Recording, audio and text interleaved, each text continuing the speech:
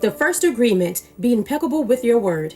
The first agreement is the most important one and also the most difficult one to honor. It is so important that with just this first agreement, you will be able to transcend to the level of existence I call heaven on earth. The first agreement is to be impeccable with your word. It sounds very simple, but it is very, very powerful. Why your word? Your word is a power that you have to create. Your word is a gift that comes directly from God. The Gospel of John in the Bible, speaking of the creation of the universe, says, "In the beginning was the Word, and the Word was with God, and the Word is God." Through the Word, you express your creative power.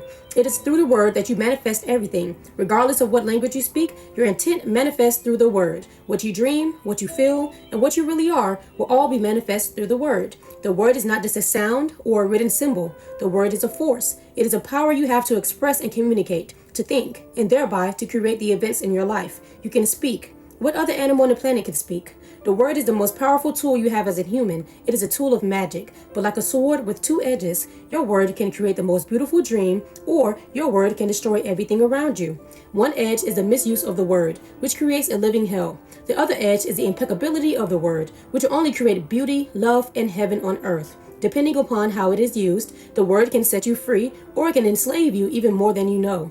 All the magic you possess is based on your word. Your word is pure magic, and misuse of your word is black magic. The word is so powerful that one word can change a life or destroy the lives of millions of people. Some years ago, one man in Germany, by the use of the word, manipulated a whole country of the most intelligent people. He led them into a world war with just the power of his word. He convinced others to commit the most atrocious acts of violence. He activated people's fear with the word, and like a big explosion, there was killing and war all around the world. All over the world, humans destroyed other humans because they were afraid of each other. Hitler's word, based on fear-generated beliefs and agreements, will be remembered for centuries.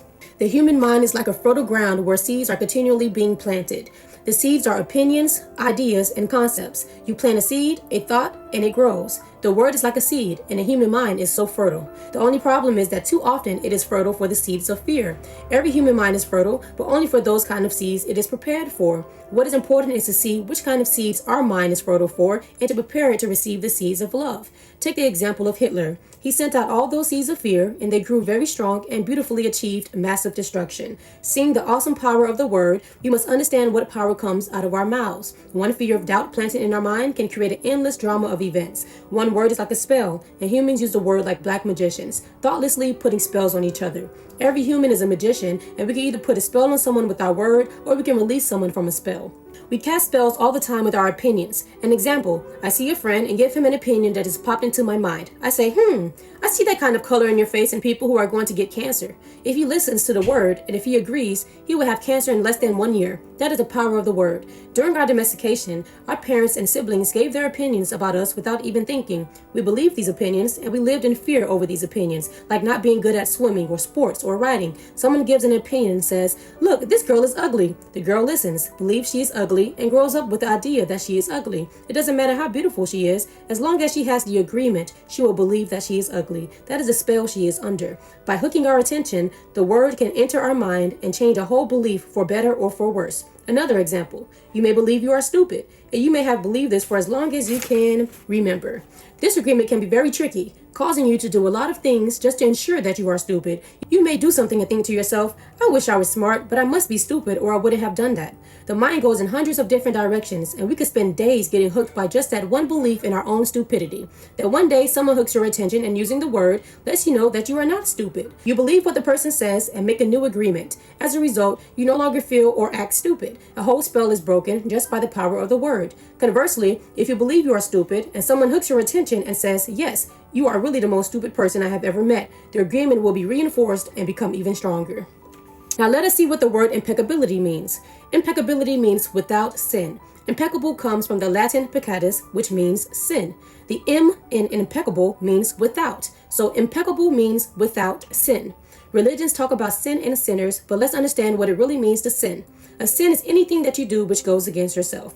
Everything you feel or believe or say that goes against yourself is a sin. You go against yourself when you judge or blame yourself for anything. Being without sin is exactly the opposite. Being impeccable is not going against yourself. When you are impeccable, you take responsibility for your actions, but you do not judge or blame yourself. From this point of view, the whole concept of sin changes from something moral or religious to something common sense. Sin begins with rejection of yourself. Self-rejection is the biggest sin that you can commit. In religious terms, self-rejection is a mortal sin, which leads to death. Impeccability, on the other hand, leads to life.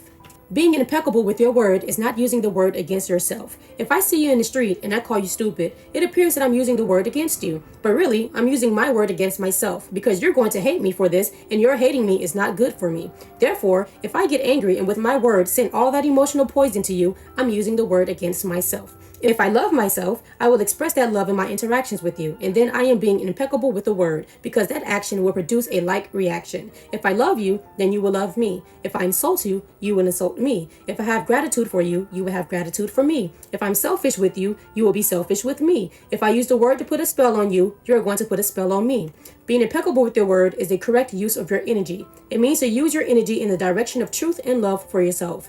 If you make an agreement with yourself to be impeccable with your word, just with that intention, the truth will manifest through you and clean all of the emotional poison that exists within you. But making this agreement is difficult because we have learned to do precisely the opposite. We have learned to lie as a habit of our communication with others, and more importantly, with ourselves. We are not impeccable with the word. The power of the word is completely misused in hell. We use the word to curse, to blame, to find guilt, to destroy. Of course, we also use it in the right way, but not too often. Mostly we use the word to spread our personal poison, to express anger, jealousy, envy, and hate. The word is pure magic, the most powerful gift we have as humans, and we use it against ourselves. We plan revenge. We create chaos with the word. We use the word to create hate between different races, between different people, between families, between nations. We misuse the word so often, and this misuse is how we create and perpetuate the dream of hell. Misuse of the word is how we pull each other down and keep each other in a state of fear and doubt. Because the word is the magic that humans possess and misuse of the word is black magic, we are using black magic all the time without knowing that our word is magic at all.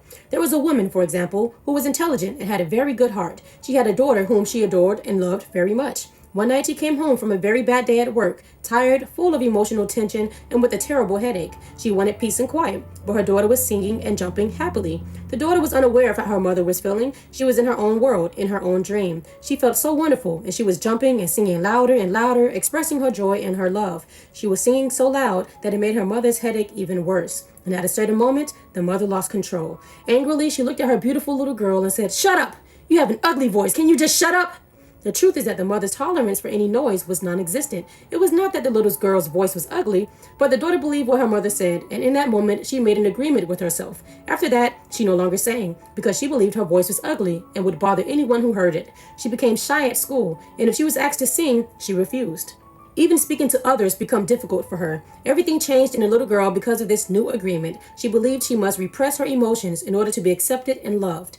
Whenever we hear an opinion and believe it, we make an agreement, and it becomes part of our belief system. This little girl grew up, and even though she had a beautiful voice, she never sang again. She developed a whole complex from one spell. This spell was cast upon her by the one who loved her the most, her own mother. Her mother didn't notice what she did with her word. She didn't notice that she used black magic and put a spell on her daughter. She didn't know the power of her word, and therefore she isn't to blame. She did what her own mother, father, and others had done to her in many ways. They misused the word. How many times do we do this with our own children? We give them these types of opinions, and our children carry that black magic for years and years. People who love us do black magic on us, but they don't know what they do. That is why we must forgive them. They don't know what they do.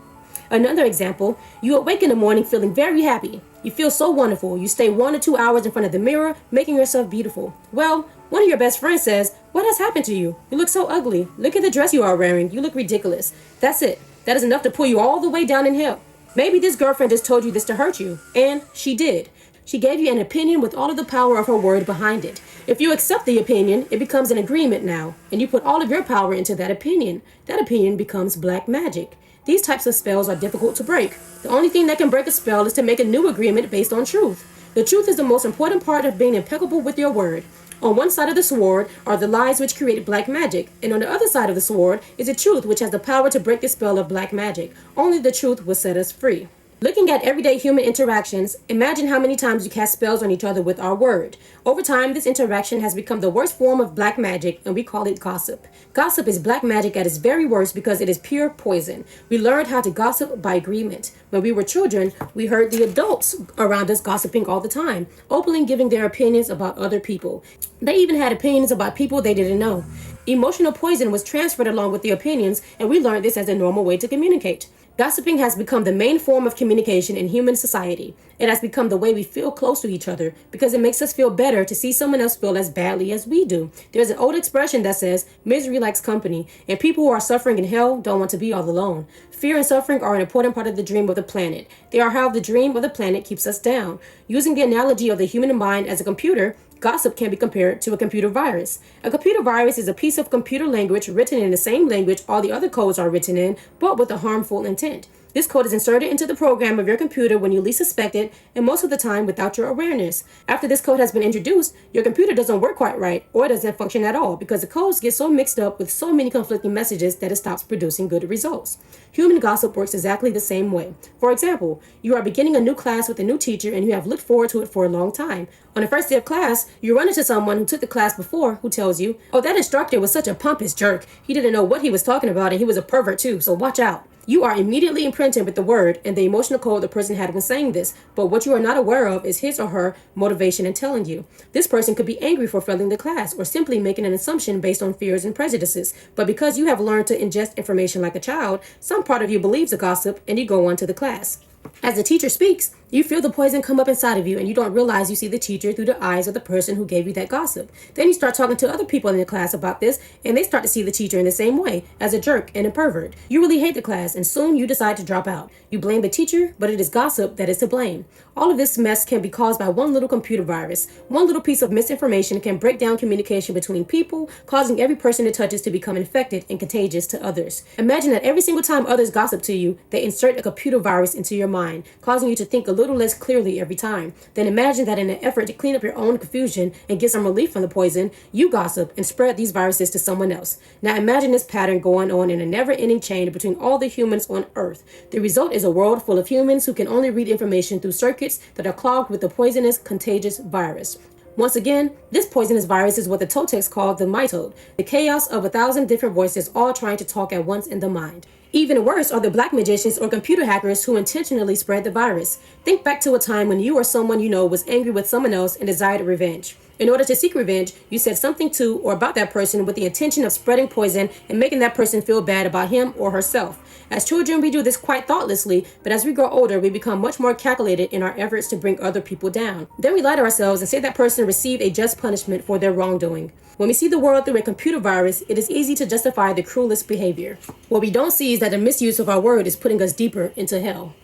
For years, we have received the gossip and spells from the words of others, but also from the way we use our word with ourselves. We talk to ourselves constantly, and most of the time we say things like, "Oh, I look fat, I look ugly, I'm getting old, I'm losing my hair, I'm stupid, I never understand anything, I will never be good enough, and I'm never going to be perfect." Do you see how we use the word against ourselves? We must begin to understand what the word is and what the word does. If you understand the first agreement, be impeccable with your word, you begin to see all the changes that can happen in your life. Change is first in the way you deal with yourself and later in the way you deal with other people, especially those who you love the most. Consider how many times you have gossiped about the person you love the most to gain the support of others for your point of view. How many times have you hooked other people's attention and spread poison about your loved one in order to make your opinion right? Your opinion is nothing but your point of view. It is not necessarily true. Your opinion comes from your beliefs, your own ego, and your own dream. We create all this poison and spread it to others just so we can feel right about our own point of view. If we adopt the first agreement and become impeccable with our word, any emotional poison will eventually be cleaned from our mind and from our communication in our personal relationships, including with our pet dog or cat. Impeccability of the word will also give you immunity from anyone putting a negative spell on you. You will only receive a negative idea if your mind is fertile ground for that idea. When you become impeccable with your word, your mind is no longer fertile ground for words that come from black magic. Instead, it is fertile for the words that come from love. You can measure the impeccability of your word by your level of self-love. How much you love yourself and how you feel about yourself are directly proportionate to the quality and integrity of your word. When you are impeccable with your word, you feel good, you feel happy and at peace. You can transcend the dream of hell just by making the agreement to be impeccable with your word. Right now, I am planting that seed in your mind. Whether or not the seed grows depends upon how fertile your mind is for the seeds of love. It is up to you to make this agreement with yourself. I am impeccable with my word. Nurture this seed, and as it grows in your mind, it will generate more seeds of love to replace the seeds of fear. This first agreement will change the kind of seeds your mind is fertile for. Be impeccable with your word. This is the first agreement that you should make if you want to be free, if you want to be happy, if you want to transcend the level of existence that is hell. It is very powerful. Use the word in the correct way. Use the word to share your love. Use white magic beginning with yourself. Tell yourself how wonderful you are, how great you are. Tell yourself how much you love yourself. Use the word to break all those teeny tiny agreements that make you suffer. It is possible. It is possible because I did it, and I am no better than you. No, we are exactly the same. We have the same kind of brain, the same kind of bodies. We are humans. If I was able to break those agreements and create new agreements, then you can do the same. If I could be impeccable with my word, why not you? Just this one agreement can change your whole life. Impeccability of the word can lead you to personal freedom, to huge success, and abundance. It can take away all fear and transform it into joy and love. Just imagine what you can create with impeccability of the word. With the impeccability of the word, you can transcend the dream of fear and live a different life. You can live in heaven in the middle of thousands of people living in hell because you are immune to that hell. You can attain the kingdom of heaven from this one agreement. Be impeccable with your word. Woo! All right, guys, that's the first agreement out of the 4. Again, this book is called The 4 Agreements, and these 4 agreements are bound to change your whole life. All you have to do is listen, apply it, and watch your life transform. I promise. This is such a great book, The 4 Agreements. I'm going to continue to read the second agreement with you guys. If you like part 1, the first agreement, if you like my reading, you enjoy the audio, please like, share the video, follow me. That way you can stay in tune because I will be reading more books to you guys. I thank you all so much. Thank you for reading with Nika. Nika be reading.